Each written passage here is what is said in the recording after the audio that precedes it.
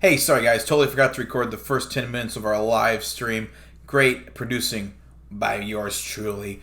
Make sure you're watching us live on Twitch, that way you ever won't have to miss out on anything if and when I forget it again. Basically, all we did was plug our social medias. Please follow us at Runecast on Twitter. Check us out on Twitch. That's Old School Runescape. Please follow my co-host Josh Pillalt on Twitter. That's at Josh Pillalt. He streams regularly on Twitch at jpillalt. Follow my other co-host Twist at tiny_twist. Basically, what we did is we talking about the Rev Caves today, the Camp Q drama, but mostly we're focusing on nostalgia and how it affects the gameplay and just the progression, the future of Old School Runescape. Up to this point, all we had done is plug our social medias and talk about the Halloween update and how cool it is. So that's it. You really didn't miss a whole lot. Enjoy the video. Okay, much better now? Good. Cool. I want to move over to something a bit more interesting, a bit more saucy here. We do have the Rev Cave changes. Have you guys got any chance to read those yet?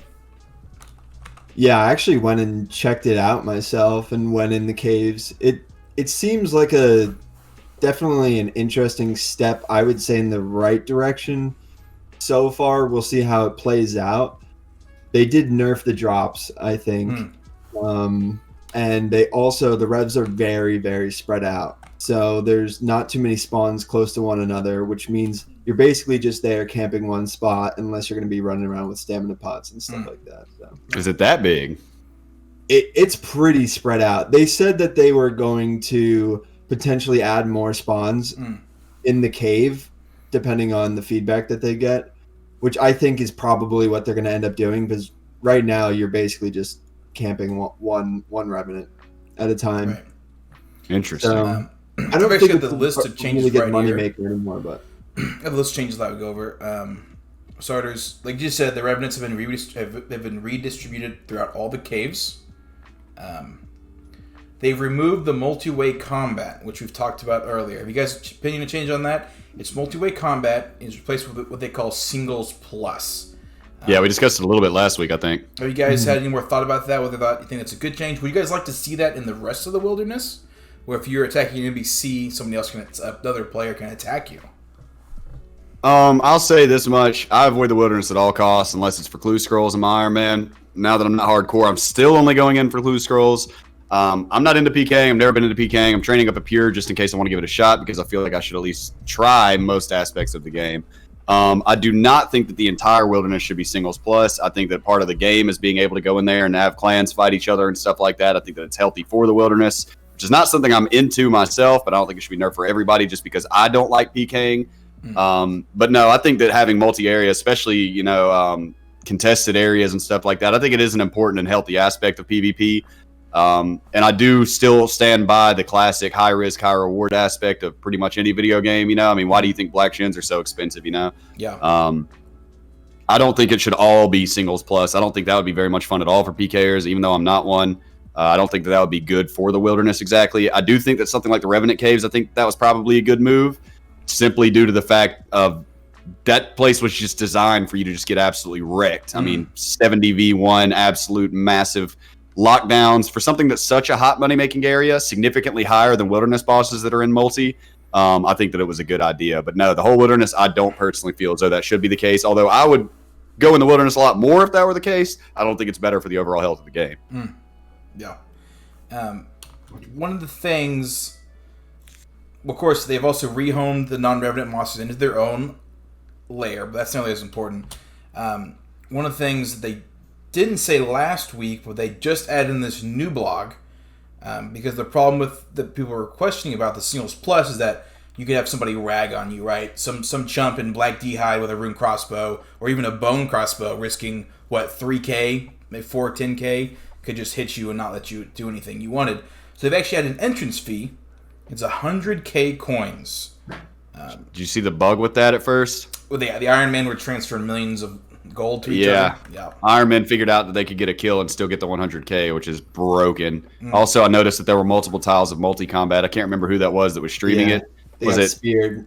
Vancouver or something? I can't remember who it was, but he got speared into the one multi-tile and just got stacked out. And then, of course, it was like hashtag rot or hashtag frontline or whatever. Wait. Somebody like spear push somebody into a multi-way combat zone Mm-hmm. in the There Rev was a caves? single tile near the entrance of the Rev Caves that they missed that was still multi-combat, and they speared him into it, and then they stacked him out and smited him.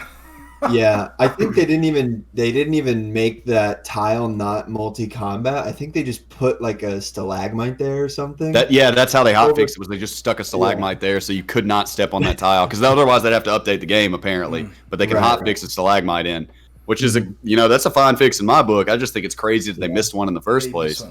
Yeah. Luckily, I know they also hotfixed the Iron Man thing shortly after, but Yeah. I did hear several players were able to transfer like $1 million plus GP worth of wealth to their iron.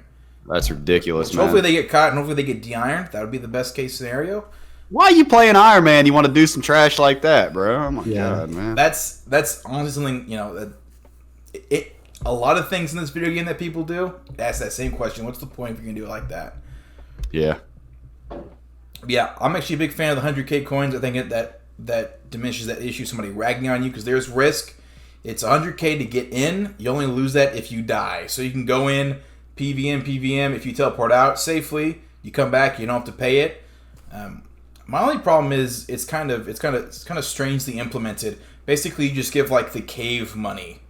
Yeah, right. There's no NPC or anything. Right. There's no like Santa Bach at the Brimhaven dungeon or anything. Right. I saw a post about that on Reddit as well. They were like, "Where's the lore with this? The cave eats money. Is it the cave from Aladdin or something? It's just this maw of money." I'm not sure exactly what the lore or the intent behind it was, but I agree that it's good for combating raggers. Can't we give Files and Niles another brother? We'll call him. Wiles for the wilderness. Or That's actually really good. Maybe eventually they'll add another NPC. I would actually like it to be something other than coins. I was thinking maybe Revenant Ether or Aether, however you want to pronounce it. But then of course the question is, how do you get Revenant Aether without going into the Rev Caves? Right. True that. Iron Man would be hard locked. Right. So kind of like how you have to do hard clues to do hard clues with an Iron Man. Right.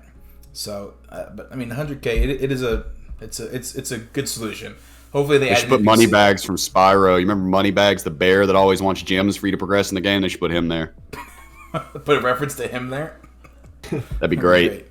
So a little community drama that we've had just like 2-3 days ago. We had the Kemp Q. Twist, you seem pretty knowledgeable of the Kemp Q videos. Do you want to give us a rundown on that? Mm-hmm. Yeah, so I watched the 2 videos last night, and I thought that they were pretty good, and I thought he did a good job of summing up my opinions on the duel arena and in-game gambling and stuff like that, and the community behind it. Can you give us a rundown of what Kemp Q exposed in his videos? Yeah. For people who haven't seen it. Yeah, so basically what he exposed was the scamming and the toxic community behind the duel arena and basically the DDoSing, the real world trading, everything, basically all of the negative things you could think about in this community. A lot of it stems from the duel arena, and a lot of it is easily exemplified within the players who frequent the duel arena. This is who is in the duel arena in my experience. There's people who are scammers, there's people who are real world traders, there's streamers, and then there's people going to chuck their banks. That's the only 4 people there, pretty much. And I think most of the people who anonymously gave tips to Kemp Q kind of basically said that he asked them, how many people do you think real world traded the duel arena? And I think the guy Kemp Q was talking to basically said 99%. So, and the 1% is the people who are going to chuck their bank one time. They're not the ones sitting there spamming all day. They're just going, I'm going to chuck a few mil, or I'm just going to chuck my bank, see if I can double it. If not, whatever, I'll rebuild. So, and he basically exposed this community for being like really toxic and racist, and a lot of them are scammers. And so, yeah, I thought he did a really good job, and now you see kind of the backlash on Reddit, and I think he did a good job of getting the community riled up about this issue. Right. Yes, he did. They're I fired have a few hot takes about this video. First for talking, you guys probably not going to agree with. Okay, so I have a couple issues with things he said. So he does talk to that streamer, and that streamer says that he thinks 99% of the people in the duel arena are real world trading, right? Okay. A couple years ago, actually I want to say like this year, Mod Matt K did an interview with that XJ mod, right? Mod Matt K, the legendary, the man, the myth, the legend. Absolutely, I think he's got more credibility than any J mod except for Mod Ash, of course. Right. He was asked Agreed. about the Duel Arena and the real world training. He said that they did an investigation to the Duel Arena, and he found that only 5% of people that regularly Duel Arena are real world training. So Interesting. So the way I see it is, who am I going to believe? This streamer, he's probably very knowledgeable, plays the game a lot, or somebody that actually has the tools and power to investigate and find out really who was real world trading in the Duel Arena. I actually love to stake.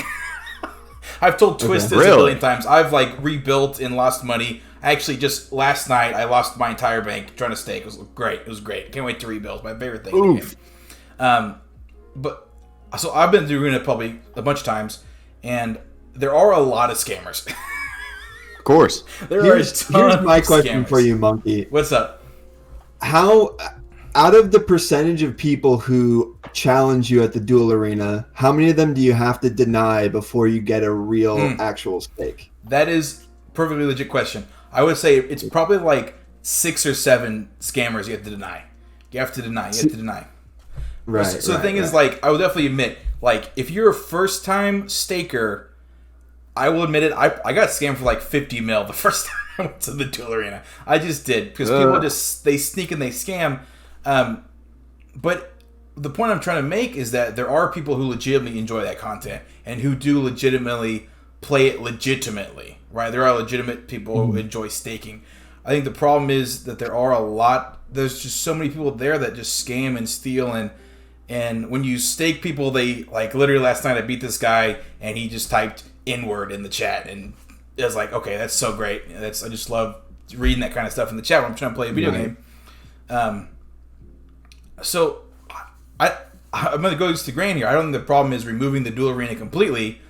I just feel like there's no moderation. If it was moderated and kept clean, and because every time I potentially get scammed in the Duel Arena, I report them for scamming. I come back 2 weeks later, the same scammer, the exact same name, is running that same scam. Of course. I feel like there's no moderation of the Duel Arena. If it was moderated, of course, whether or not gambling should be allowed in a MMO like this is a completely other question. But that's just the way I feel about it. To anyone listening right now who, if you do want to go to the Duel Arena and you do want to stake, this is my advice to you. Wait until a very well-known streamer is staking, and then go into their stream and stake them. Don't stake anyone. That's the only time I've ever gotten a legitimate stake, is when I stake against a streamer. So forgive me for name dropping, but not with Mow You Down. If it's Mow You Down, don't stake him. Okay, yeah. But I'm talking about really, really well-known people. I don't know who Mow You Down is, but Oda Block's little brother. Okay, yeah. Okay, yeah, I've seen clips. So what you do is, when you stake that streamer, he gives you the preset, you save that preset, and when you challenge someone else, you click load preset, and if you get that notification that somebody changed your preset, cancel the duel, back out. Don't talk to me anymore. That's what you do. I honestly wouldn't even bother going and challenging anyone else. I would just stake the streamer. It's not really worth the headache. In my experience, right before I made my Iron Man, when I went and chucked my bank, basically, I couldn't get a legitimate stake. I probably tried to stake 15 other people, and I couldn't get a legitimate stake until I found some streamer to actually stake me. So that would be my advice. And Monkey, just kind of to go a little bit against what you were saying, I think that there's not an issue necessarily with games of chance in general in the game. The issue is that the whole purpose of the Duel Arena is basically so you can go and gamble. It's not for anything else. So it is a game of chance, like dicing and stuff like that. And then there's that opportunity to be scammed. And the only people who are making consistent profit at the Duel Arena are scammers. If you do 1 million stakes, statistically, the odds are against you. So why, to take away from the scammers, why not just have a thing where it's just an in-game money sink where you throw up however much money you want and you have a 48% chance of winning. 2% of the gold in the game that gets staked just means immediately gets deleted, and scammers don't get the benefit off this thing in the game. And maybe you set it to where you have to be 99 all melee stats to do this game of chance. And then there you go. It's only the high level people can go and stake their banks. Maybe a loadout even, Yeah. Maybe a straight up loadout. You click it and you don't get scammed. It's period. There's no other weapons. There's no, food option turned on. None of that. Right. Right. There's only like one option to do it, and that's basically all you can do. It is like. That's probably just putting Flex Seal on a hole in a dam to a certain extent, But I don't know, man.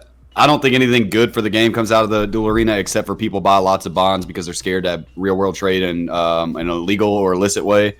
And so obviously Jagex is period. At the end of the day, I don't care what they say or what statistics they release. We don't have to. They're making a ton of money off of the duel arena. I guarantee it. Somebody's buying bonds right now to take to the duel arena, and I'm sure that they're fully aware of that. In my opinion, it's kind of like why they keep Winter Toad a scale damage boss, because lots of Iron Men buy bonds to start the game off. But anyways, they also have to come up with more ways for bonds to be removed from the game. Anyways, I feel like I don't think anything good comes to the duel arena. I told you that just 30 minutes ago I got a message from a very good friend of mine. It's in my clan chat. I don't think he real world trades. He's barely making ends meet as it is, but he does have a gambling problem. He just got banned because he traded some gold over to his staking account that he borrowed from a guy. I asked him for the 10th time now. Is it worth that tiny dopamine you get with a win, man? And also, I don't know if you guys have seen the Reddit threads today, but have you seen all the people that said that they actually got real life gambling addictions and maxed out credit cards because of RuneScape? They started off on RuneScape, they branched into other gambling, they had a liking for it. I got wiped on Flower Game back in like 2011. Y'all remember Flower Game, Hot Cold? Yeah, I got wiped out with that. I doubled my bank on Flower Game.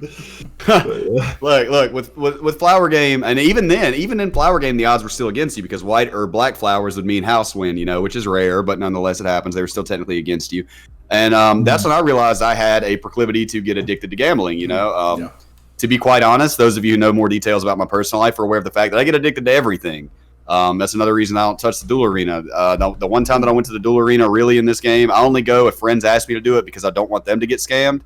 Because not only do I know what to look for, but I'm 99 attack, strength, and defense, and I don't want commission. I don't want anything from it. I just tell them don't do this again.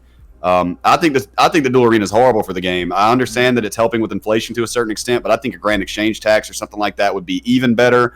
Remove even more money, because 100% of the non-Iron Man player base uses the grand exchange. 1% of the player base, stakes.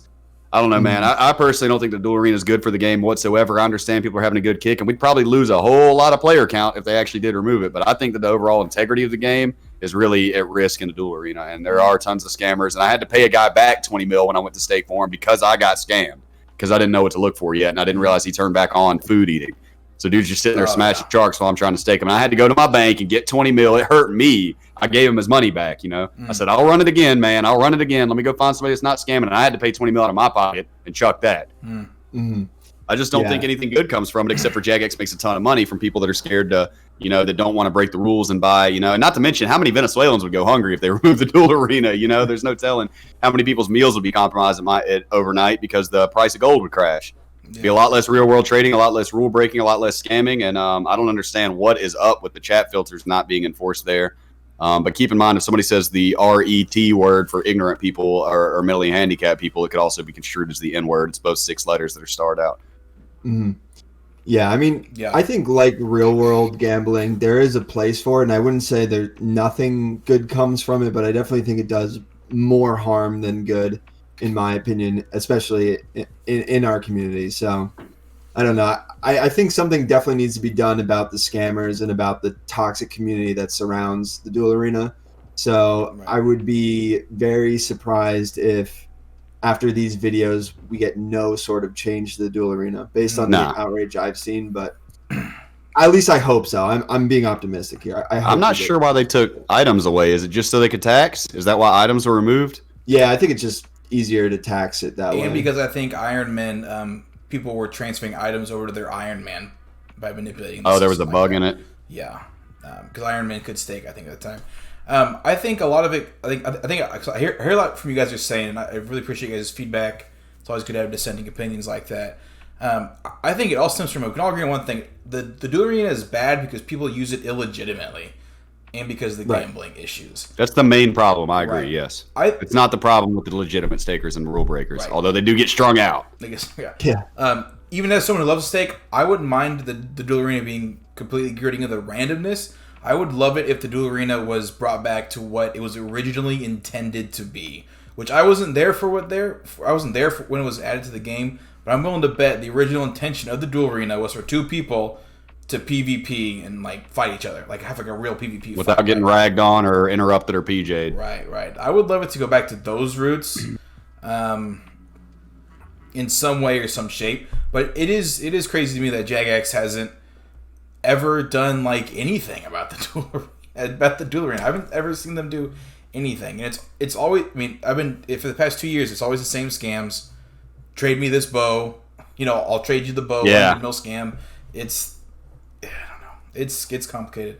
We're definitely going to have probably a more in-depth conversation about the duel arena in a later episode, and maybe come to some kind of proposed idea we all three agree on, because that'd be very interesting to see if we could even come to an idea like that. Let me know your thoughts on the duel arena in the comments. Let me know if you think how it should be changed, if it should be changed, and how it should be deleted. But I'm actually super excited because we're going to do our first fun segment. We're going to do our RuneScape trivia challenge. It's going to be me versus Twist and Josh. Basically, I got 5 trivia questions lined up for him. You already know the answers. I know the answers. Okay, all right. Just checking. No, I'm asking you guys the questions. You guys got to make me the game master. I'm the game master here. Okay. All right, we're playing D&D. And if you guys read the chat, if you read the chat with the answers, I will know. Okay, I will. I will know. I'll minimize Twitch for a minute. I will know. I don't like cheating in any circumstance, anyways. But Yeah. but I will most certainly minimize the Twitch. Yeah, it's not fun to cheat. Okay, I got 5 questions here.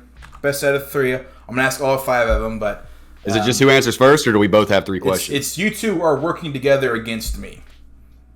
Oh, okay, interesting. Absolutely. So, okay, first question. At what level do you unlock blood rune crafting? Pretty sure we all know the answer to that. Yeah. We're Iron Men. If you guys got the 77, answer, right? 77, yeah. That's the answer. Big 77. Yeah.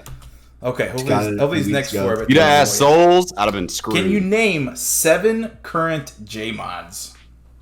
Between the two, yeah. Ooh. All right, we can between the two of us, we can figure this out. All right. Yeah, I can do this. I can watch the podcast, man. No, I could definitely do Does this Archie count? Yeah. Even though he Mod disappeared? Yeah, we got Acorn. We got wait. No, Acorn is still there. I'm tripping. Okay, we got Acorn. We got Archie, Sween, Ash, Kieran. Who hangs out my Twitch chat? Mod G, the art director. Mod Mike D. And Mod Mike D. There's a boom 7. Dang, I should have made like 14. 14 I'd have been boned. Yeah, I could probably name. We could probably get 10 maybe together. 10. Maybe. Okay. About to get a little more difficult. Maybe. This Sorry if one- we left any other What ones out. drink boosts should know. wood cutting? This was What does? What drink boosts wood cutting? Boosts your Spicy wood cutting skill. skill. It's like one of the ales from I was gonna say it's gotta Forgotten be Dwarf. Is it? I want to say Greenman's Ale, but I feel like that boosts farming. I don't know about Greenman's. Greenman's is free to play, isn't it? Well, yeah, that would be woodcutting then, if so. Who would boost woodcutting? I could cheat and just say stew. I know that. Stew. Yeah, I know. That's a Wood cutting is food, my I think. favorite skill, and I've never once boosted wood cutting, so that's why I thought it'd be a good question. Yeah, me neither, man. If you just said what pie boosts crafting or something, we'd been on this. It'd been like mushroom, but what drink? I'll give you guys 30 seconds here for your final answer. I mean, we're just gonna have to yeet it, bro, and go with Greenman's. I think. I mean, that's Sure. gonna be our best option. So Sure, yeah. it's actually I have no contest.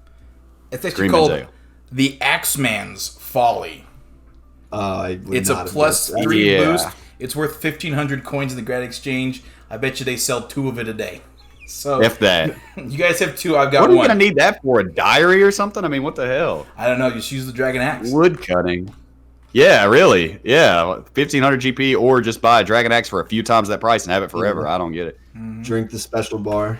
This one hopefully isn't too difficult. What 3 items are needed for Cook's Assistant? Flour, milk, here. egg. It's you guys are up to Pot of flour, bucket of milk, and egg. Yeah. GG easy. We got the easy one. I hope this one. So you guys technically won, but I'm interested. I'm interested to know if you guys know this one actually. What weapon is introduced in the Devious Minds quest and is never brought up again? Devious Minds. That is the quest where you track down that guy, right?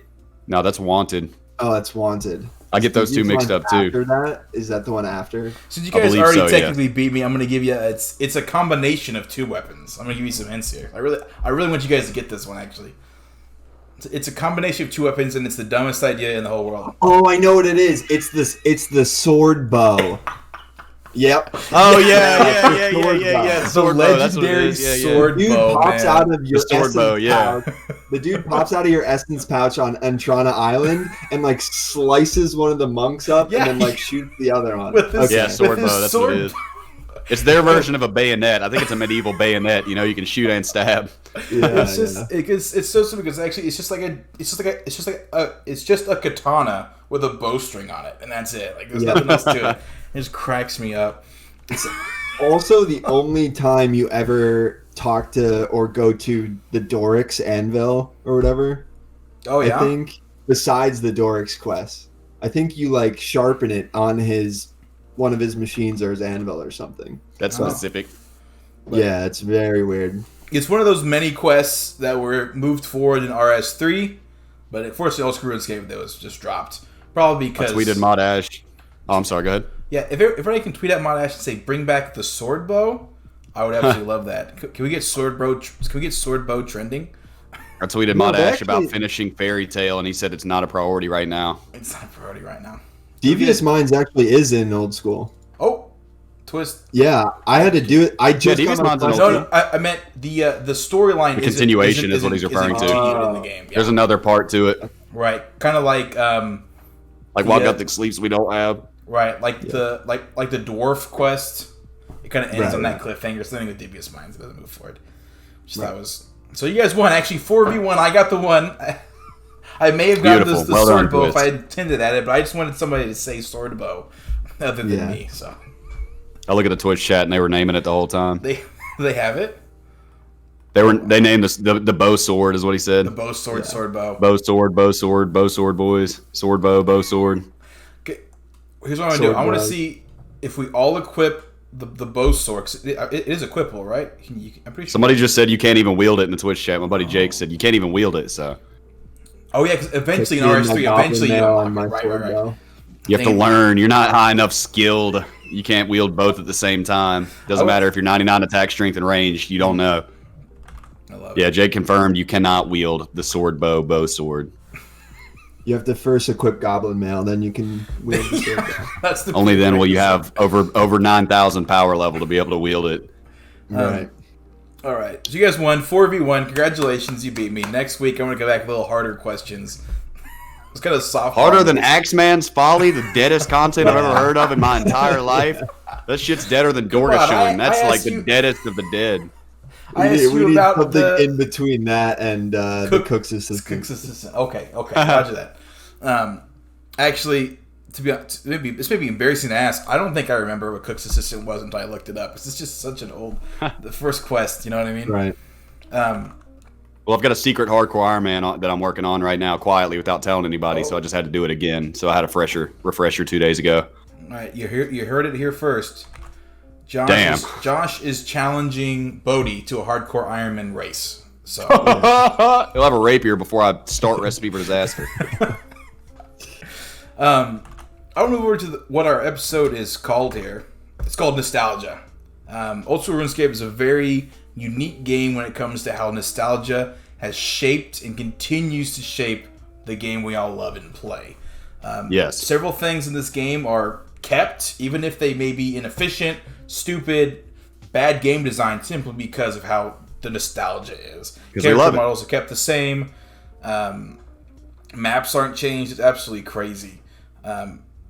What are some things you guys find nostalgic? Because you guys played a lot when you were kids, a lot more than I did. I want to hear what you guys find nostalgic, you think. What's like the top 3 nostalgic things for you guys? Well, you remember I mentioned that I played mobile only for 6 months when I was at the halfway house recently?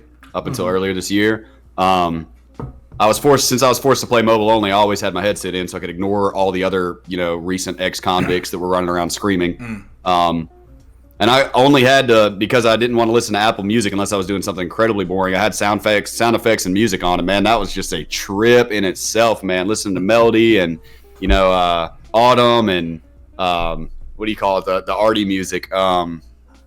Medieval, it's called Baroque, the arty music. It was just really, really heartwarming for me. And then I get to Zaya and I don't recognize any of it. But anyways, the music I think is a huge part of nostalgia, even though I know 99% of players just play thumping techno in their headset while they're actually playing the game. I love the RuneScape music. I hope that they never update it to like orchestral versions or anything. Right. I love checking those out on YouTube when people do remixes and metal versions and stuff. I even did an acoustic cover of Newbie Melody on my YouTube channel, Oh, cool. But at the end of the day, I love the music. It's one of the single most nostalgic things for me. It reminds me of the adventure of this massive landscape that I found when I was 11, and being totally lost and confused and learning more every day and trying to memorize the map and how much fun I really had. The music always brings me right back to it. I can almost like smell my old house when I listen to the music sometimes. And that's about the most powerful nostalgia you can get when you get a scent memory, Yeah. What about you, Twist? Yeah. What's nostalgic for you? I would say there are certain items that I remember getting as a kid that were big deals to me. And Goblin Mail. Goblin Mail. And so I feel very nostalgic towards specific items. So one specific item is the Dragon Longsword. I think it was around 2004 or 5, right around when I was getting the level like 60 attack-ish. I was still very, very newbie. My bank was worth 9k at the time. I had 9k, and someone came up to me in Draenor Manor and basically was like, "I'm quitting.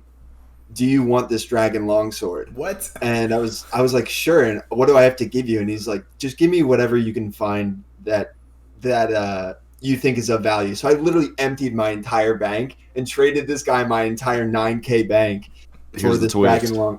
For this, yeah, I actually got scammed, but actually, I ended up like getting this Dragon Longsword for 9. It was real? GP. No, it was completely real. And I thought you were gonna be like, I didn't notice it was a sausage or something like that. No. So, and that's really what kind of propelled me to train up my account even more, was getting that Dragon Longsword. I tried to equip it at first, and it was like, you need to go complete this quest, the Lost City quest. And then I went to go complete Lost City, and then I realized I needed 36 wood cutting, 30 whatever crafting, maybe it's 30 crafting, and then 60 attack in the end. So I ended up training my account up because of this item. That's cool. And that's what got me more invested into the game. So I feel very nostalgic towards that item in specific. Yeah. I actually scammed an adamant mace one time, not knowing what it was, and tried to equip it. Needed 30 attacks, so I went and trained attack. That's cool. Yeah. 2004. Don't ban me, Jagex. It was 2004 when I did that.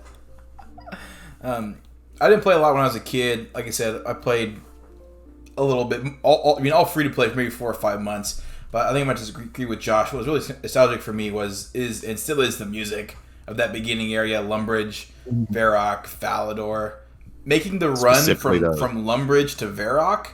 The music will kill you. Sometimes I still do it for fun. It legit kind of makes me tear up making that run. When you run up to that long ass fence and making the very precise click so you can run around it very quickly, and just kills me. So I actually have a little funny story about nostalgia. So I remember when I was a kid, and I know when you hear this, you're gonna spoil it. So if you recognize what I'm gonna say, don't spoil it. When I was a kid, I remember seeing everybody had the Dragon Defender, and I was like, that is the coolest weapon I've ever seen. Like a little dagger in your offhand that you could use to fight enemies. So in the first goals I got into RuneScape, other than the Fire Cape, of course, was to get the Dragon Defender so I could achieve this childhood dream. So after only a few days, it's not a very long grind. After a few days of killing all those Cyclopses and finally getting that Dragon Defender, I was so happy. I went to my clan chat, and I was like, guys, I just completed my childhood dream from when I was 12. I got the Dragon Defender. And then somebody dropped the bomb on me, and they're like, the Dragon Defender didn't exist back in 2004. I was actually looking that up right now. I was like, I don't remember when that came out. I know, and I was like... I think it came out around the 2011-ish era. I could be wrong, maybe 2009. I don't remember seeing it all when I was a kid. Right. It definitely wasn't around when the 2007 era. So it was It was like in Fight Club when the guy finds out he's actually Tyler Durden. My whole life just like spinned on its head, and I was like, Wait, what? He was Tyler Durden? Do what? my whole RuneScape life has been a lie to this very moment. So it's like I have no idea where that memory is from, of that seeing those Dragon Defenders when I was a kid. It may have been something else, but I remember something in their offhand was red. It looked like a Dragon Defender. It could just be completely fake, but I thought that was just kind of funny. Very kind of trippy a little bit. Unholy book. Right. Right. So I want to ask. Yeah.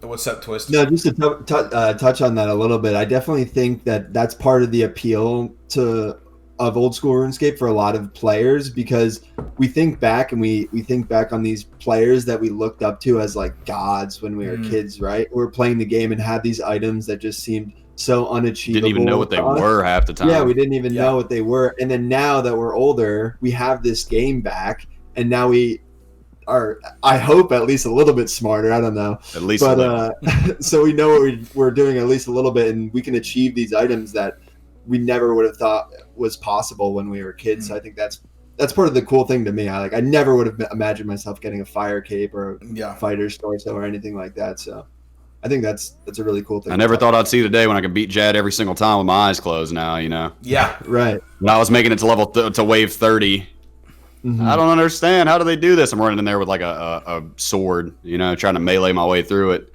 Right. So that's actually a good segue into my next question is, why is nostalgia so incredibly important to RuneScape? I'd actually like to start out, Twist, did you follow along pretty heavily when they turned Old School RuneScape into a thing when it started out? Were you playing in RS3 at the time? So it was around 2012, or was it the end of? It might have been the beginning of 2013 when Old School was first released, and I was playing RS3 at the time. I was not quite ready on my max grind in RS3 yet, but I was still playing a little bit. I quit that November when EOC was released, and then we actually had a hurricane here in New Jersey, and we lost power for like a long time, for like a few weeks, and then I started getting bored, and I was just on my phone because I didn't have anything to do, and I started watching like RuneScape videos again, and it got me into the game. And then when they announced Old School again, I was just so excited to come back to the game a few months later. I think that was around February of 2013. So yeah, I was playing. It's probably Hurricane Sandy that knocked your power out then, huh? Yeah, it was Hurricane Sandy, yep. And so the day of release is just so ingrained in my mind. I remember doing waterfall quests. I was watching SparkMax stream, and it was just chaos. People getting dropped by moss giants, trying to run through the stronghold of security to get their 10K. I made it through the waterfall without dying, I'm proud to say, and the stronghold of security. And that day, all of the shops were bought out as well, and I managed to snag myself. I logged off at the end of the day with 30 attack, 30 strength from waterfall, and an adamant short sword from the Varrock. Ooh, from Varrock, yeah. Sword shop. And that was like, I was like, wow, I logged off for the day so happy. I was like, I'm so ahead of everyone else. so yeah, no, the release was definitely a trip down nostalgia lane for sure. 3 weeks later, Wooks is level 126. Right. Crazy. Yeah, so the whole reason Old School RuneScape came to be was because people were so nostalgic for what it used to be, right? So why do you think now that Old School RuneScape has been out, coming on 10 years, I want to say, Old School RuneScape has been out longer than the age RuneScape was that this version is based off of, if that makes any sense. I don't know how to say that. Which is crazy. Old School has been around longer than release of RuneScape 2 to EOC. Right. There you go. Exactly. So I want to ask you guys, why do you think that the preservation of nostalgia is so important in this game? I think that pretty much, I would say, I don't have any statistics on this. I'm probably just throwing a number out there, man. But I would say at least 90% of this game has been playing since RuneScape 2. Reminds me of better times, as somebody just said in the Twitch chat, man. Flat out reminds me of better times. But at the same time, not only is it something that's very nostalgic for me, but it's also a much bigger, more in-depth, and serious MMORPG than I ever knew when I was a kid. I was unaware of these mechanics. It has actual mechanics. I didn't even know how defensive and offensive stats worked when I was a kid, and now I get older, and I'm like, this is a very serious MMORPG that is hidden behind the guise of a children's game, Right. We have potions for everything. There's stats and armor and combo weapons and special attacks that you have to take into consideration, and boss mechanics, and prayer flicking, and all kinds of things I never knew about. So while it is a massive nostalgia trip, at the end of the day, for a serious gamer that enjoys MMORPGs, if you can get past the graphics that everybody complains about, it's fulfilling. It's grindy. It's time consuming, and it actually is very, very serious at the end of the day. It is a very, very well made game all the way around, except for Winter Toad, Cheater Toad. And no matter what, you can't escape that fact. No matter how much people want to talk smack about it, because of the graphics, the game has serious gameplay mechanics, whether it's point and click or not. Yeah, sometimes simple mechanics are what drives people to try and break the game, and then you find out all the complex different things you can do, like Wooks can do, and the other high-level PVM people. It's just crazy when you think about this game that it was never meant to be played this way, but the simple system, that the spaghetti code behind it is, we've found a way to manipulate it to the point where it's basically ridiculous. And it's so cool to watch people do that. I think a good comparison, not to talk too much about other games, but if you guys are at all familiar with Super Smash Bros. Melee, it's almost like that beautiful accident game where people have played the game for so long where they've gotten to the point where they're just breaking the game, and it's so fun to watch people essentially break the game and play it in a way that it was never meant to be played, and find out all the complex mechanics and all the cool things that you can do with this so like old simple system, you know. I think that's what's really cool about it. Absolutely. Yeah, I think chime for what you guys said. I think a lot of it stems from RuneScape kind of holds a place in your heart, and it kind of reminds you of those times when you were a kid, which of course everybody loves and everybody has a lot of fondness for. Then on top of that, like you guys are saying, there's a whole brand new game out there that's 100 million times bigger than I ever thought of when I was a kid. It's crazy how much people will defend nostalgia in this game until their dying breath. I mean, they'll never change that Lumbridge area a whole lot. I guarantee it. They added that. I cannot believe they added the bronze anvil. That honestly, wow, that genuinely shocked me. And they didn't riot at all. I was a little surprised, yeah. I thought that it did make sense for the very, very, what I assume is a small number of genuinely brand new players coming to the game. I did think that it made sense for that, you know, right. But it wasn't like when they added that pub or whatever the hell it was that, see, that's an abomination. That's not useful. That's different. But, I mean, I think that there is still some form of that there, but I remember that it was all bulky and weird looking and stuff. But I think the bronze anvil makes sense. I was surprised, though, yeah. Yeah, like, gameplay wise, it makes perfect sense. I'm very glad they added it, but I thought for sure it was going to fail because it's differently nostalgia wise. Lumbridge is sacred to us, and we all know that. Is sacred, yeah. I can't. Right. Yeah. They'll probably Lumbridge is the holiest of holies, man. Our childhood lives there. Lumbridge. Every account that we start, guys, we all start in the same place. Every single account is from Zezima to Skychi to Wooks. All of them started in Lumbridge, boys. Yeah, that's crazy. Don't mess with it. Yeah, I love Lumbridge. I love Lumbridge and Varrock. Those places never change, but it's just super interesting. People will defend that. Like I said, it's because you want to hold on to something, you know, because as we grow older, so many things change in our lives, and video games have changed so much. I think it's a big thing that I feel, 25 years old, I feel like video games are so much different than they were when we were kids.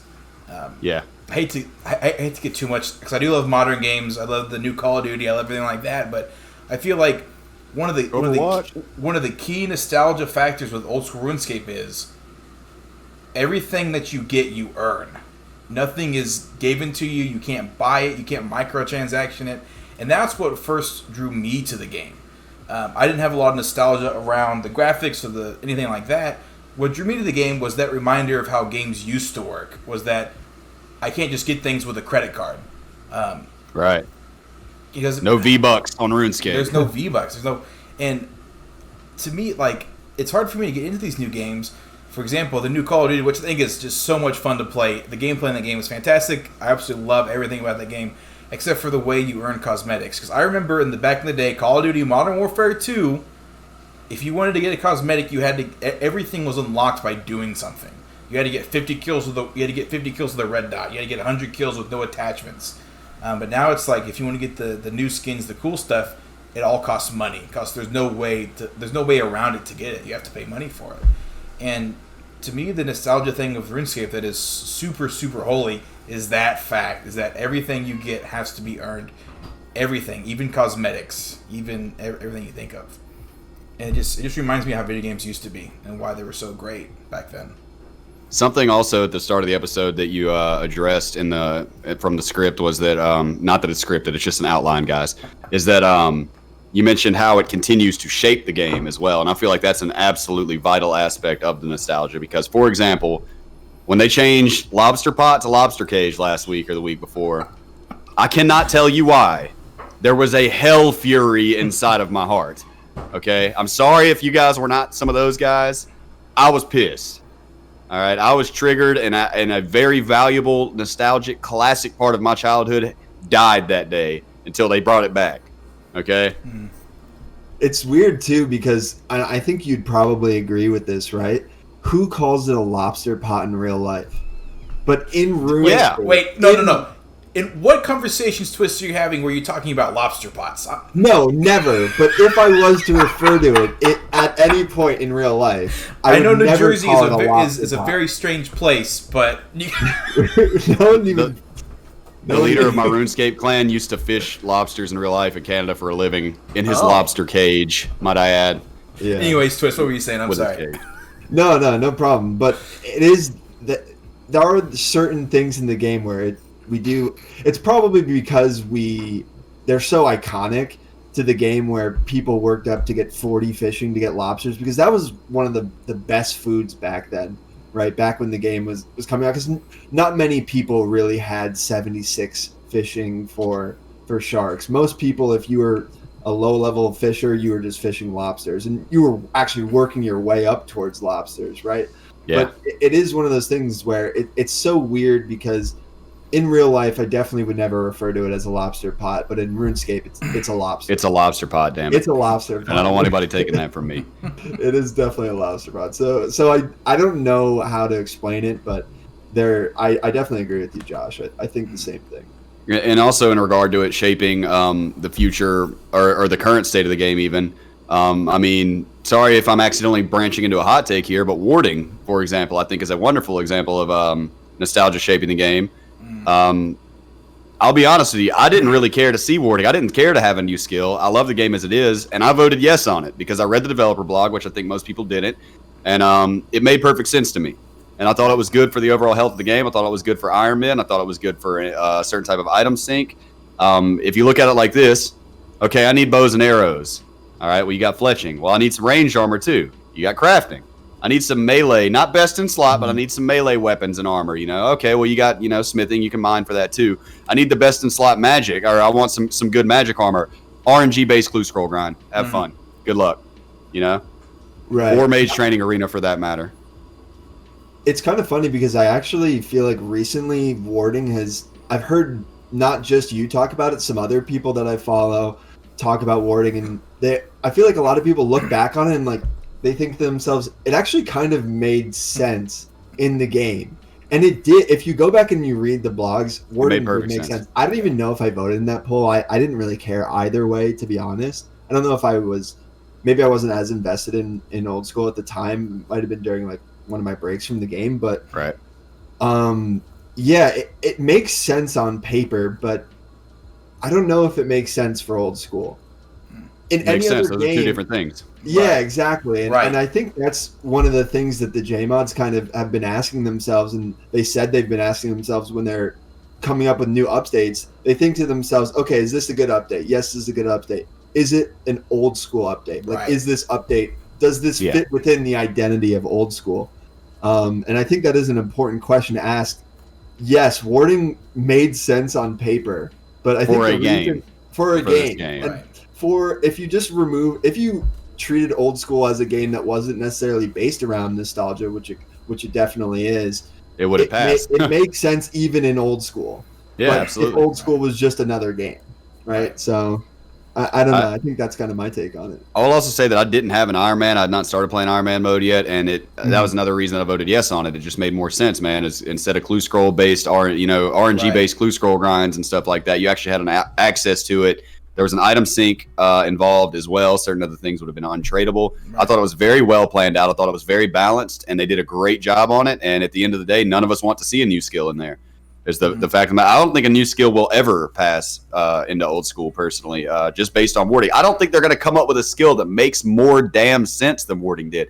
Yeah, right. Twitch chat already saying it. Sailing, I get it. Yeah, we all got some funny nostalgia memes from sailing.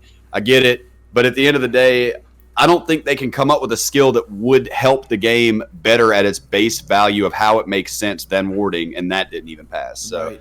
I don't know. I voted yes on it. I wasn't disappointed to see it fail. It was more like me just like shaking my head, dude. Right. These guys don't care about what it actually means. I would highly doubt that most people that voted no read the developer blog, because I didn't just vote yes off the rip. I went and read the blog about it. I was like, what is this about? What does this mean? It made perfect sense. It made absolute sense for the game, not just for Iron Man, but for item syncs in general, which everybody is always crying about. We need more item syncs. We need more item syncs, We need Onyx syncs and whip syncs. Well, we have a whip sync now with the tentacle, but it made perfect sense, and it still didn't pass. And I just don't see it. I don't think they're going to come up with a skill that's better than that one for it. I didn't fully understand artisanship. I think I missed that one. Right. Mod Matt K, in the same interview I mentioned earlier, he's got a very strong opinion. He says that he doesn't think anything like warding, a new skill, anything like that will ever be added to the game. He says that when ward, and I may be misquoting him here, but warding kind of deflated their sales on things like that. Because of the pulling system, why would they spend all this time adding something new, like a brand new skill to the game, when they can just add the nth PVM update, new boss? Right, I saw that as well. He was like, we've spent so much time and energy and resources of our company working on this update, and then it just fails to pull, and that's that. Now the hundreds of, or maybe thousands of man hours that we spent designing this to make it as good as we could for you guys is completely wasted, like literally wasted, because it just didn't pass the poll. Right. For a bunch of players that voted no because of nostalgia. Right. So that's actually my next question, a big question. I think it's huge, especially right now. The game's so old. Does nostalgia hold RuneScape back and from becoming a better game? And one of the things I think, one of the biggest problems in RuneScape, I feel right now, is that so many of the skills are just useless. I might ruffle some feathers with this, but are just not useful. And RuneScape has such a huge pool of skills. I mean, let's be honest, smithing, right? You can make rune weapons, you can make rune stuff for that. But that's not even 90s. It takes 90 smithing to make rune armor, which is only 50 defense, right? 40 defense. 40. Mm-hmm. 40, yeah.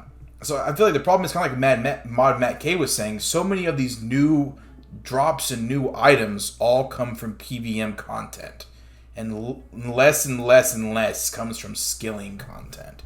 Now, I'm not saying you should be able to smith a Bandos chess piece by any means, but I would love it if there was a way to get endgame content from skilling. If there's just some way, not just because that way people who don't like PVM content have something new, just because it'll just make those skills actually meaningful. Because there are too many skills on our skill roster that aren't useful. I mean, even at 99 woodcutting, the most money you can make an hour is what, 200K an hour? Compare that to the Nightmare, which is 4 or 5 mil an hour. You know what I mean? Right. Absolutely. But and I think the easiest solution would be, for something like that, would be, for instance, what if we made the smithing level cap 120? I'm just throwing this out here. And let's say at 120 smithing, you can craft a Bandos chess piece. Now that would take a huge amount of grind, because we know the levels grow up exponentially. Level 120 would be like 50 mil experience. It's actually 104 mil. Yeah, the only reason I know that is because I have 120 capes on RS3. Oh, cool. So yeah, because they did this in RS3. That's ridiculous. That's several times over 99. Right. Yep. So gameplay wise, that would make sense, because of if it was done with same RuneScape XP per hour, that would make sense. But never in a million years will 99 be taken from this game. 99 will always be the level cap until it's iconic. It's a nostalgia hold. Right. So then the question is that they brought up was, do we rearrange smithing? Do we make smithing for instance, do we make Runite smithing only level 50? And then I think add they new did that things in on top RuneScape of 3. that? Yeah, they did a mining and smithing rework. They did a really good job with it in RuneScape 3, the mining and smithing rework in general. Like I was saying before, though, I don't think that rework would necessarily feel like it definitely would not feel old school. There would be people very upset with if that system was implemented into old school. And I do partially think for good reason. One of the things I'll push back on a little bit, Monkey, is the idea that you should just be able to smith a Bandos plate body. I don't know if that's necessarily the right approach. Maybe something with a +4 strength bonus, but not the defensive stats. Maybe, well, but I don't even think that was purely an example. I just do that as just a placeholder. No, I know, but something that I would like to see more of is an integration of skilling and PVM. So maybe the PVMers get a drop, and then you need a certain skilling level to process that drop into the final thing. So you have both. You need both the PVMers, so the PVMers get benefit off the update because the skillers wouldn't be able to get the materials required, and then the skillers get the benefit of being able to craft it. Right. I feel like that they're kind of beginning to stick their toe into the water of that territory between Winter Toad, Water Toad, as well as Volcano. I think that they're kind of trying to look at that, And I'd never thought of this before, guys. One reason that I've griped so much about Winter Toad is because it's scaled damage boss, That's why I've always hated it, because then it's the meta for 10 HP and level 3 Iron Man to get in there and start their account with 70 billion GP and every Ranar seed and tree seed and log in the game. Anyways, I never considered this before, but as we're talking about this, it makes sense for that aspect, actually, because it's designed for skilling, not necessarily for traditional PVM. So I've never really considered that before. To the original topic of whether or not the nostalgia is actually holding us back from something like that, I would definitely think so. I can't see anything like that passing a poll, At the end of the day, and I mean, how much backwards hate is there in this game? When somebody gets a max cape and they introduce a new method that's got 5k XP more per hour, they stroke out about it and they vote no on it, and that's not just nostalgia, but it's also just the community, turning towards itself. Right. And you remember the Blisterwood trees when they came out? Crafting, you said? No, rune crafting will always. Oh, rune crafting is always going to be terrible. They said that they're going to look into reinvigorating that somehow, but everybody knows everybody's waiting on that 77 grind, which I do not have on any account. Might I add? I don't have 77 rune crafting on my main or my Iron Mean. I think the nostalgia is going to hold this game back big time from branching out into new players, possibly for longevity of certain players. But I also do feel like a significant portion of our player base is going to hang around until the end anyways. Yeah. I think we do have a significant amount of longevity based on nostalgia, based on the fact that, all these things that were so unobtainable to me when I was a kid are now easily obtainable. I can go grab a fire cape anytime that I want. My personal best is like 34 minutes on my main, I can go grab that. I've got Barrow's gloves. I can do this. I can do that. I've got every weapon unlocked, and most of my quests completed because I started playing Iron Man and stopped my quest point cape grind. I think the nostalgia is going to hinder the game from branching in new directions, but at what cost would it be if they did give into it? I mean, if they gain a 5% increase in player base, but we lose an overall 30% because people say easy scape or it doesn't feel old school anymore, and then they quit. Then where are we going to be? There's a very delicate balance, I feel, that has to be struck between possibly bringing in new players and alienating the veterans, which is what most of us are. Right. I agree. I think that nostalgia and erring on the side of caution in terms of going against nostalgia, introducing things that don't feel that remove the nostalgic feeling that we get from playing this game. I think that's the safer option for Jagex, because I mean, what did we say last podcast? The average RuneScape player has been playing the game for 8 years. What other game can boast that sort of statistic? Not many other games can boast that. So definitely not. The people who are here, as long as you don't ruin it completely, they're here. They're stuck. I mean, you don't quit RuneScape. It's the running joke. You don't quit RuneScape. You only go AFK.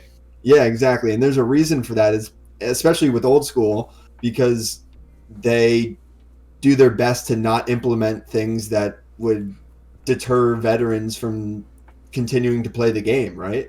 So I definitely think it's the safer option, but if we don't allow certain things, and make certain concessions, we are holding ourselves back in terms of getting new players, for sure. Yeah. It could ultimately lead to the death of the game in the long run, but at the same time, can it die is a question. I mean, people say yes, but can it really is what I'm starting to wonder. Right. I'm not stopping until they bring in microtransactions or EOC. Yeah. I'm not stopping, bro. They bring in some shit. I'm not going to sit here and pretend like I'm not going to gripe about it, whine about it, and avoid that content at all costs. I do that with 95% of Zay. I avoid it like the plague, man. I avoid it like the whole continent is just coronavirus. But at the end of the day, I'm still playing the game. I'm going to kick some dirt, and I'm going to gripe, and I'm going to avoid it, but I love this game, man. I've been playing it since I was 11 years old. I'm 7 years old now. I made a threat on this game that got me sent to federal prison for 6 years. I came right back to it. The day that I got house arrest, I was looking for my mom's laptop to get on it, I'm hooked on this game like a word that I don't even want to say in this family-friendly stream. Yeah. They're not going to lose me. They're not going to lose me until they make a terrible mistake that would not pass a poll that they know would cost the players. So, I mean, right. Is it holding us back? Possibly. It's holding us back from better overall gameplay, I think, such as something like warding, Do people want it? Oh, you picked Iron Man mode. You should be expecting these clue scroll grinds. Like, yeah, dude, but Iron Man mode exposes holes in the system is what it does. It's not just meant to – these updates aren't just to cater to Iron Man. It exposes holes in the system that were previously unnoticed because of the nature of Iron Man mode. And I feel like at the end of the day, it's going to be hard for them to actually tank this game. It's going to be hard for this game to die. This game has turned into a fire-breathing dragon. We've got a lot of useless skills on the plate, like Monkey said. This game was designed in 1999 with the Gower brothers. This game was designed before this was a thing. There was no useless skill in their opinion. It was a groundbreaking pioneering game. This game is older than World of Warcraft. It's older than most MMORPGs that I know. It was groundbreaking. I mean, they called it graphical mud at first, devious mud, because no game was a multi-user dungeon with graphics. Right. It was so new. And it's still alive, and it's still thriving, and they're still making a ton of money off of us. So, I mean, man, whether or not it'll be the death of the game, I cannot say. I don't know what would kill the game until they bring in microtransactions on a true extent, like buying XP, or if they bring in dual wielding and an EOC, you can count me in. So, I mean, it's going to be tough to kill this game, man. This game is a Hydra, no pun intended. It's an alchemical Hydra. When you cut off a head, one grows back. Yeah. And at the end of the day, I'm not quitting. Yeah, no, definitely. And I think they are moving in the right direction in terms of skills, albeit slower than it might have moved if we didn't have the polling system.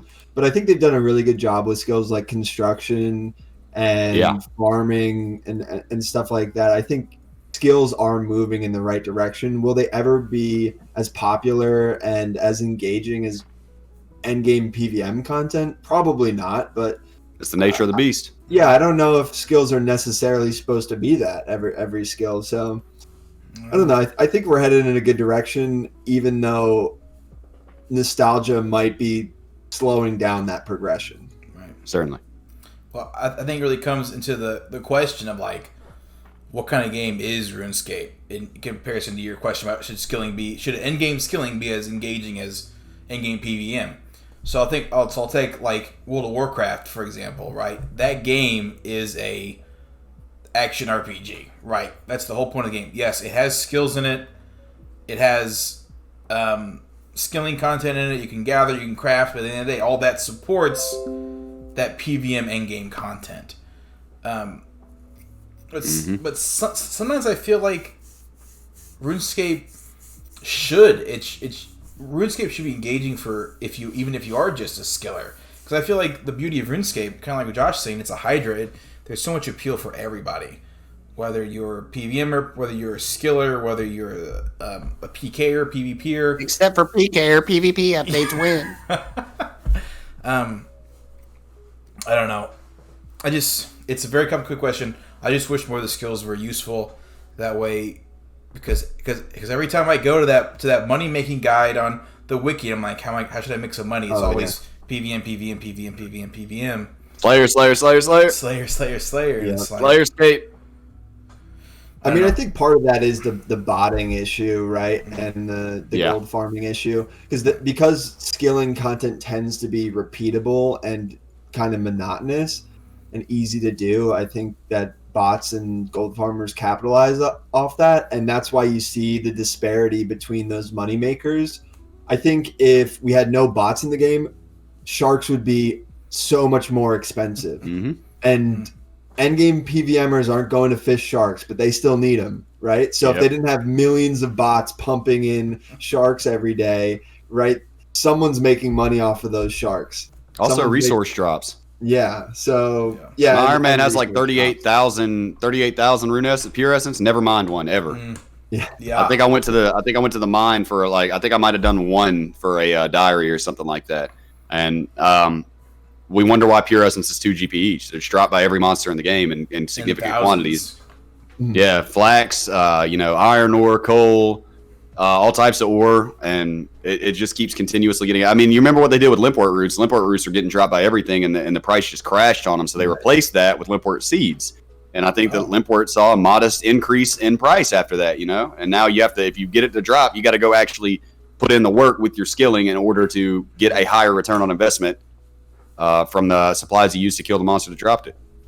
Right, and I think you see a little bit of a return towards that model in terms of PVM content, right? That I call it the God Wars dungeon model, where all you're looking for is one big drop. You're not making consistent great money off of the normal drops. You're waiting for that big rare drop. And I think with the Nightmare of Ashihama, you see them sort of returning to that model a little bit, which I think is the good model for PVM, where the normal drops are trash pretty much, and you're maybe making enough to sustain the supplies that you're pumping in there, like just paying for your supplies, but then you don't really make a ton of money until you get that good drop. And even though Nightmare's normal drops are crap, on the for everyone who does it consistently, they say it's like 11 mil an hour or something. Because no one wants to do it.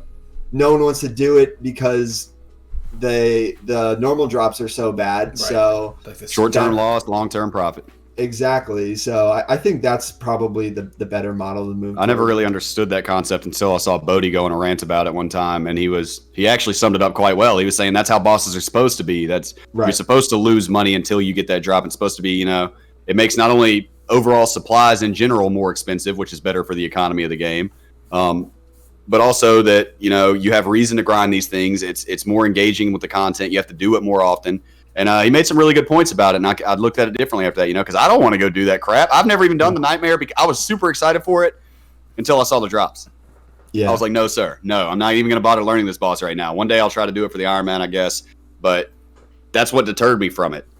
Mm-hmm. Look at the Cowfight Queen, one of the most OG nostalgic bosses in the game. Doesn't drop ass until you get a Dragon Chain Body, which is now worthless, or a Dragon Two-Hander, which is now worthless. So, I mean, back in the day, that was huge, though. You sat there and went down there and you got the crap kicked out of you until you finally got a Dragon Chain Body, and then it was all worth it. Now you were rich. Now you ripped off your homies, probably. Log out. Zammy are pretty nice, though. That's true, especially for the Iron Man. Ooh, buddy, those things come in clutch. I think that might have been a later update, though. I'm not sure if that was on the original drop table. I feel like they updated the Cowfight Queen drop table a little bit. They did at some point. Yeah, they buffed it a touch. Yeah. But yeah, I definitely think that's the model that they should move towards for most PvP, or not PvP, PVM updates in the game. I mean, I don't really want to see any more bosses like Vorkath where it's just alkables on the table. That's not even interesting. I don't even want to go there on my Iron Man. What am I going to get? I just did Dragon Slayer 2 the other day and got a 2 KC Vorkath head for my assembler. Done. Exactly. I'll never be back. I know it's lots of GP, but there's other stuff that I can do for GP, and that's messed up. It's just grindable, I mean, I guess prayers, but I'm not going there on my Iron Man anymore. What the hell am I gonna? I got my assembler. I'm done. I'm done with it. Mm-hmm. Shouldn't be that way, There should be useful stuff. I guess if I ever need a Dragon Bone necklace, I'll have to go grind it out. Right, and Bone Crusher necklace. Moving back to our original topic, I think that was what RuneScape was back in the day. Like you said with Cowfight Queen, that is the sort of nostalgic PVM, is going there, not making any money until you get that big drop, and that's what makes these dungeons so cool. And I don't know, like an interesting place to be is this is where I can go and get this item, and I can't get this item anywhere else in the game. Love that aspect of it, even though it makes grinding a pain in the ass sometimes. Right. Now that I've been doing Zammy on my Iron Man, dude, Zammy is horrible until you get a spear, Staff of the Dead, something like that. It's absolute trash. The only God Wars dungeon boss you can actually make a decent profit at, I feel like, is Bandos without a rare, And that's a pretty old school. That's a 2007 boss variant there. Old bandos. Yeah. Yeah, nostalgia and the skilling and that PvM bossing, that is... They go hand in hand. They go hand in hand. Yeah, and I wish they go hand in hand more moving forward. As we kind of wind down to the end of this stream here, do you guys have any closing thoughts on nostalgia or any funny memories to share or anything like that? Came from the nostalgia. I stayed for the sick game. Yeah. And the community. And the community. Yeah, Didn't drop the part of N-bomb because you want a steak. Right, Monkey? That's part of the nostalgia, is knowing that everyone else who's here was here 10 years ago, right? Right. Yeah. Jeez, yeah, that's one of the nostalgia things I hate is 'cause I remember back in 2008, 2009, the racism and the stuff like that was so much worse than it is now, and that's one of the things I'm glad is gone.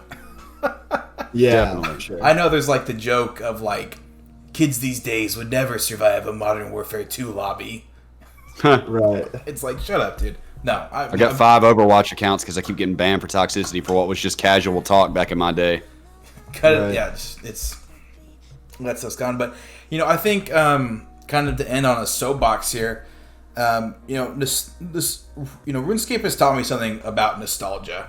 As I've gotten older, getting about 25 right now, I think I'm becoming more and more nostalgic as I get older, and I think about being a kid, and because they say nostalgia is kind of a type of pain, kind of you miss being a kid and that pain, and coming to terms with, because Frank Ocean says it best, we ain't those kids no more, and we'll never be those kids again, and coming to terms with that and finally understanding that. And as I get older, I think that's something I'm struggling with a little bit, is kind of realizing that I'm not that kid anymore. I'm never going to feel those feelings anymore. So when I started playing RuneScape heavily, I started thinking back, because that's one of the two links between when I was a kid and when I was an adult, is I played RuneScape in both of them. And I think back to when I was a kid, and I think, what did I do when I played RuneScape when I was a kid? Well, I would just run around, kill goblins, burn shrimp.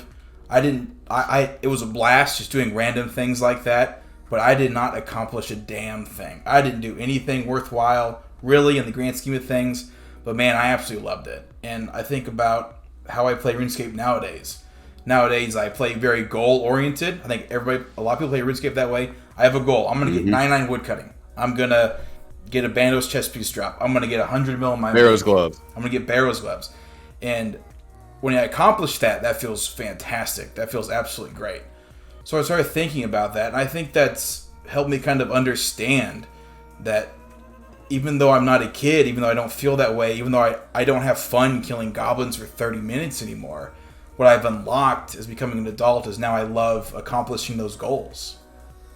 Certainly. I love accomplishing those goals, and it used to be about general fun. Now it's specific dopamine bursts.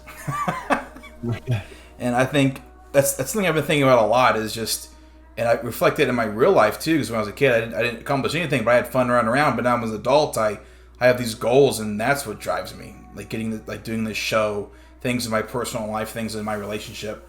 And I don't know, I think RuneScape has really kind of helped me come to terms with, even though I'm not a kid, and even though I'll never be a kid anymore, that's not necessarily a bad thing, because there is a lot of pros to being an adult.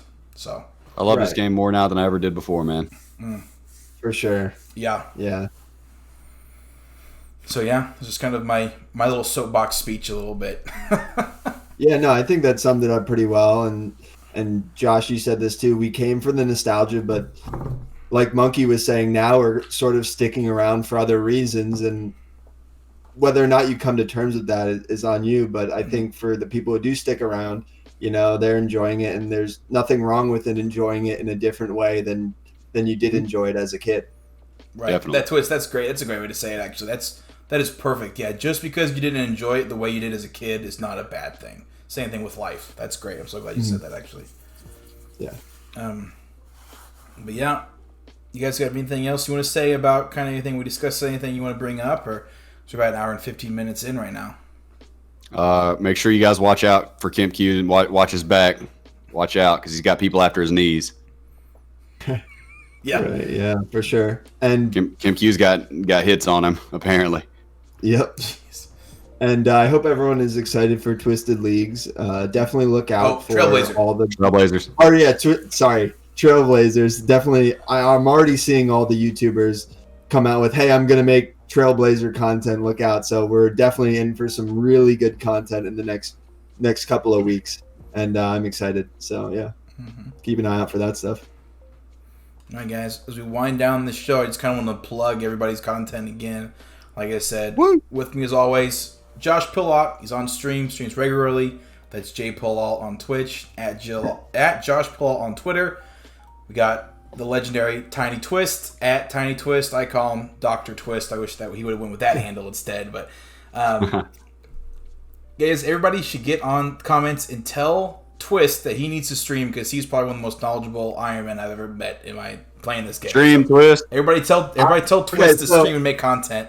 Are you a host once a week, twice a week? I've been thinking about streaming, and if I am gonna stream, it's gonna be The problem with my Iron Man is it's too far along to stream now. I feel like I got through all like the interesting beginner stuff, and now I'm just slowly maxing. But I was playing with the idea of maybe streaming my Twist or Trailblazer content. So we'll see. Everybody jump in the comments and tell Twist he needs to stream. I'm your host, Avon Commando. Check my Twitter. Hopefully, eventually, I'll do something. But right now, I'm just kind of pioneering this show. Whatever you're watching on YouTube, Twitch, Spotify, Stitcher, whatever you're watching on, please comment, please like, please subscribe. I'd love some feedback, as long as, of course, it's constructive criticism. Of course, if you want to call me a cringy weirdo, that's okay, too. I like that criticism as well. That's constructive, right? Hey. No, let me know how to make the show feedback. I know Josh was telling me earlier some people had some feedback about mic quality, stuff like that. I want to hear that stuff. I want to put out a better show as good as possible for our viewers. If you have any topics you want to discuss, if you have any comments about the content we discussed, please comment. As we're finishing up, please join our Discord, !Discord. As we move forward, we'll do more community-based content. Check out our Twitter and like and subscribe.